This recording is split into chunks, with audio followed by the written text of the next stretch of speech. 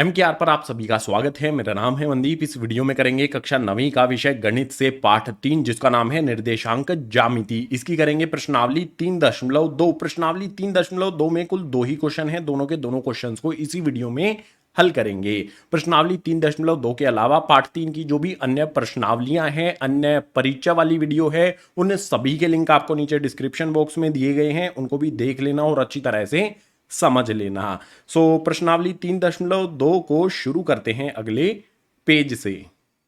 प्रश्न नंबर 1 आ जाता है। इसमें दिया गया है निम्नलिखित प्रश्नों में से प्रत्येक का उत्तर दीजिए। क्वेश्चन नंबर 1 के हर एक भाग में जो भी हमसे प्रश्न यानी कि सवाल पूछा गया है उसका उत्तर हमें लिखना है। बहुत आसान है अगर आपने परिचय वाली वीडियो को देखा होगा तो। फर्स्ट वाले पार्ट को देखो। इसमें है कार्तीय तल में किसी बिंदु की स्थिति निर्धारित करने वाली क्षैतिज और ऊर्ध्वाधर रेखा का क्या नाम होता है। जो भी कार्तीय तल है उसमें हमारी 2 रेखाएं होती हैं, एक्स अक्ष और वाई अक्ष। यही हमें बताना है। जो भी हमारी रेखाएं होती हैं जो हमारे किसी भी बिंदु की स्थिति को निर्धारित करती हैं। तो हल में यहां पर लिख देंगे जो हमारी क्षैतिज रेखा होती है, लेटी हुई रेखा होती है, उसको एक्स अक्ष कहते हैं। इसके अलावा एक खड़ी रेखा होती है जिसको ऊर्ध्वाधर रेखा कहते हैं, जो हमारी क्या होगी, वाई अक्ष हो जाएगी। ऊर्ध्वाधर रेखा यानी कि खड़ी हुई रेखा जिसको हम वाई अक्ष कहते हैं। यही 2 रेखा होती हैं कार्तीय तल में जो किसी भी बिंदु की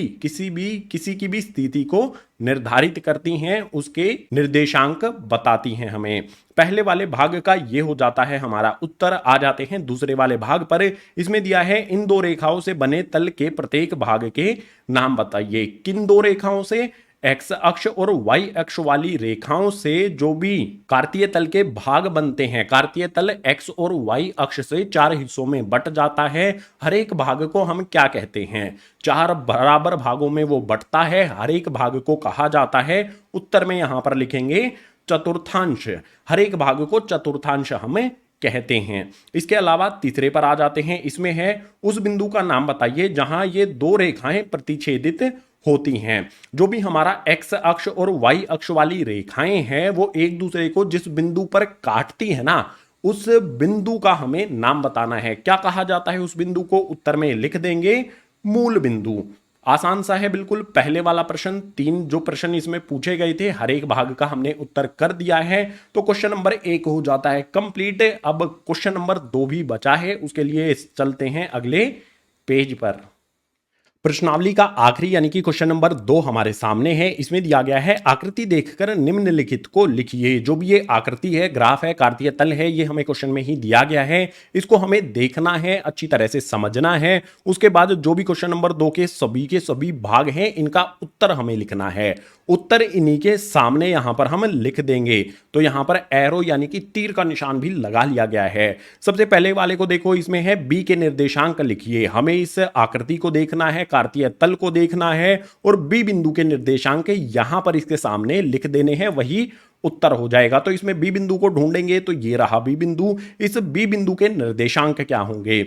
एक्स अक्ष पर बी बिंदु से लाइन आती है घटा के 5 पर और वाई अक्ष की तरफ जाती है घटा 2 पर। यानी कि बी बिंदु के निर्देशांक एक्स का मान घटा का 5 हो जाएगा, वाई का मान 2 हो जाएगा। जो भी ये निर्देशांक हैं बी बिंदु के, इसके सामने यहां पर हमें लिख देने हैं। पहले वाले भाग का उत्तर हो जाएगा हमारा घटा का 5 कोमा लगा करके 2।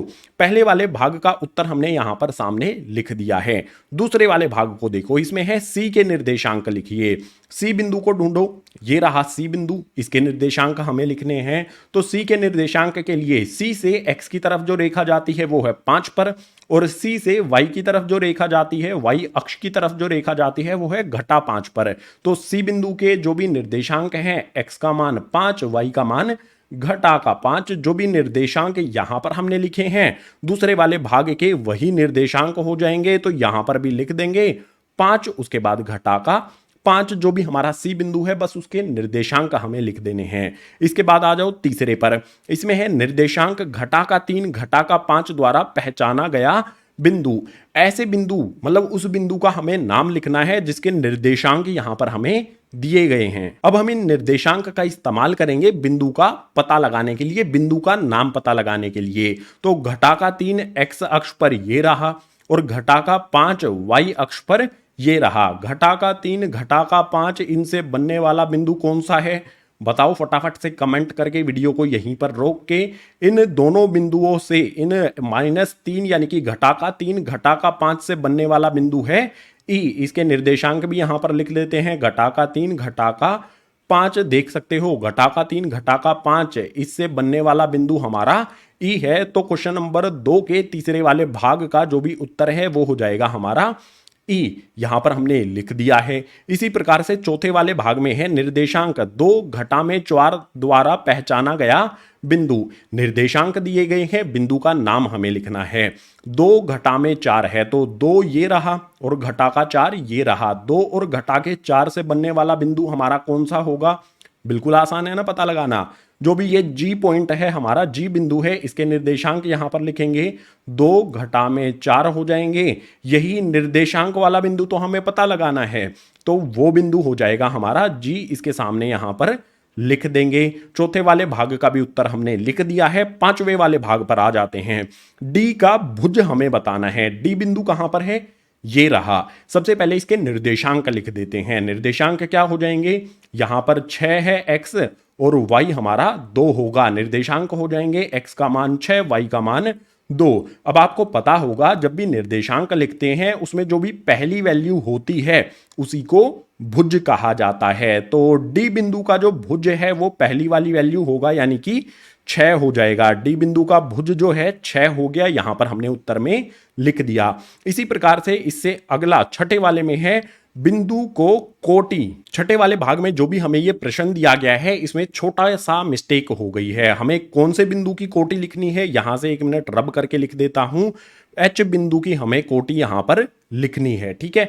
एच बिंदु की कोटि हमें लिखनी है, पढ़ के मैंने बता दिया है। तो एच बिंदु हमें ढूंढना होगा। देखो ये रहा हमारा एच बिंदु। सबसे पहले इसके निर्देशांक लिख देते हैं। एक्स का मान घटा का 5, वाई का मान घटा का 3। एच बिंदु के निर्देशांक घटा का 5, उसके बाद घटा का 3। अब इसकी कोटि क्या होगी? देखो जो भी हमारा बिंदु होता है उसके निर्देशांक में जो दूसरी वैल्यू होती है वो होता है y का मान, उसी को कोटि कहा जाता है। तो जो भी हमारा छठा वाला पार्ट है जिसमें हमें h बिंदु की कोटि लिखनी है, h बिंदु की कोटि यहां पर इसके निर्देशांक से दूसरी वैल्यू उठा लेनी है जो कि है घटा का 3। इसके साथ में लिख देंगे h बिंदु की कोटि हो जाएगा हमारा घटा का 3। इसी प्रकार से इससे अगले पर आ जाते हैं, सातवें पर। बिंदु L के निर्देशांक लिखने हैं। बिंदु L हमें ढूंढना है। तो बिंदु L हमारा ये रहा, ऊपर की तरफ देखो ये रहा हमारा बिंदु L, ये वाला। इस बिंदु के निर्देशांक क्या होंगे? बिल्कुल आसान तरीका बताऊं यहां पर इसके निर्देशांक लिखने का।